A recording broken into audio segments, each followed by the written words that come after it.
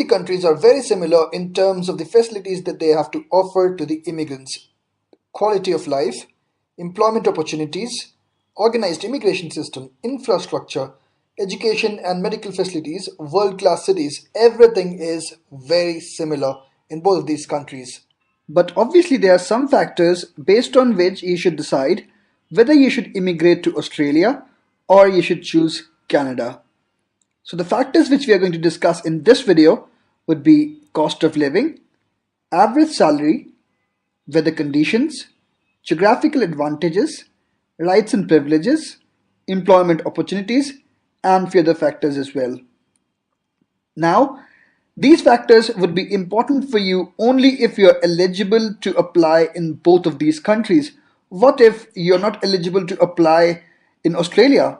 Then this comparison would not be even valid for you. Similarly, what if you're ineligible to apply for Canada? This discussion would not be important for you at all. So the first point is the immigration process, and it is eligibility. So the very first point that you should consider is your eligibility to apply the permanent residency for Australia or Canada. Both of these countries have very similar criteria based on the factors like age, your skilled employment, your work experience, and your educational qualifications, etc. Now, if you look over here, somebody who's got 8 to 10 years of experience or more will get 15 points in Australia. However, anybody who has got more than 3 years of experience will get the same amount of points in Canada. So it's very important to notice here that, let's say somebody who is 35 years of age, obviously you have some points reduced because of your age, both in the case of Canada and Australia, but you'll get more points in Australia, which will increase your chances of eligibility. While in the case of Canada, you won't get any special point for your work experience. Anybody who has got 3 years or more will get the same amount of points. So your eligibility should be the first point. The other point to be noted over in this eligibility phase only is that, let's say you've studied in electronics, mechanical, biotechnical, or any other stream, and you're working in IT. In that case, your points will get deducted if you talk of Australia. But it does not matter in the case of Canada. So Canada has an upper hand over here. So this is a application specific things. It would differ from one person to the other. In that case, you should actually first decide if you're actually eligible for Canada or Australia. Now, if you're eligible for both of them, then in that case you should decide further. Okay, the second point is probability of getting the invitation. Now, let's say that you are eligible, but you have to consider the probability, right? You have to consider how much time it will take for you to get the PR. Let's say you're ready to wait and you wait for a couple of years to get the invitation and all, and then after that you submit your application. Then you spend around 2 years to settle over there. So it will be like a 5-year term program. Nobody wants that, right? So let's discuss the probability. So let's say that you have around 65 points, which is the minimum eligibility criteria for Australia, and you have around 460 points in the Canadian point system.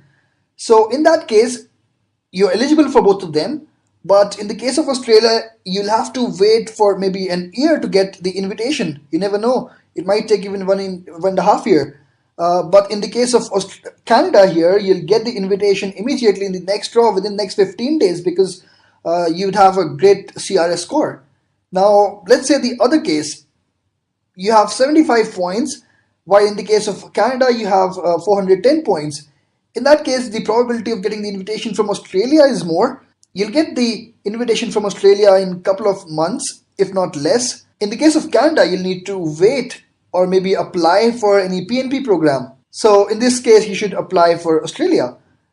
Let's say that you're eligible for both of these countries, and either you have very good score, and when you apply for both of them, you would immediately get invitation from both of these countries, or let's say that you're eligible but you don't have good score for either of them. In that case, which should you choose? Now let's discuss the points for those people who actually lie in this hemisphere over here. Okay, now let's compare different deciding factors based on which you can take your decision.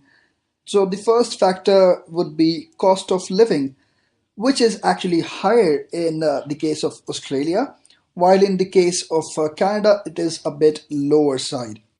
Okay, before we compare the cost of living, it's very important to realize that both these currencies are more or less equal, so it doesn't differ much in terms of foreign exchange.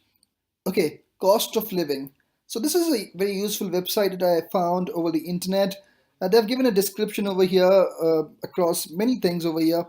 So if in the case of Australia, it is, you can see that average monthly disposable salary after tax is 36% more, and similarly the basic utilities are also 35% more. Cinema price tickets are like 40% more. Uh, the clothing and shoe prices are 43% more. Internet is 34% more. So, on a holistic view, if you try to check, you'll obviously find that everything is around 30 to 40% more expensive in Australia in comparison to that of Canada. Rents per month, which is obviously the biggest difference that you would feel, is actually 74% more expensive. So if you earn more in Australia, you would actually end up spending more as well. Okay, now the difference between average salaries as well. So in Australia it is higher, and in the case of Canada it is a bit lower. So there's an equilibrium in between the cost of living and the average salary. If you earn more, you end up spending more as well in Australia.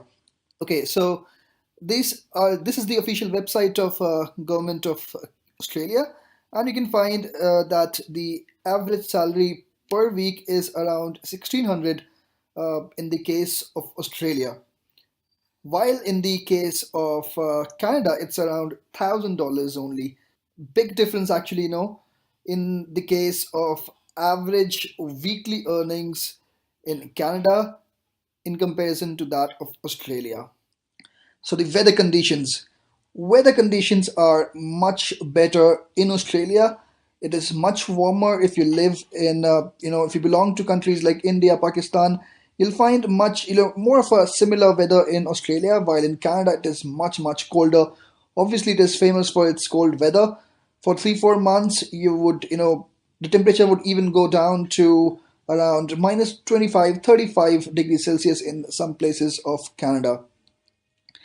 Geographical advantages. Okay, so Australia enjoys its proximity with New Zealand, while Canada enjoys its proximity with USA, which offers great advantage for people working in IT and different sectors as well.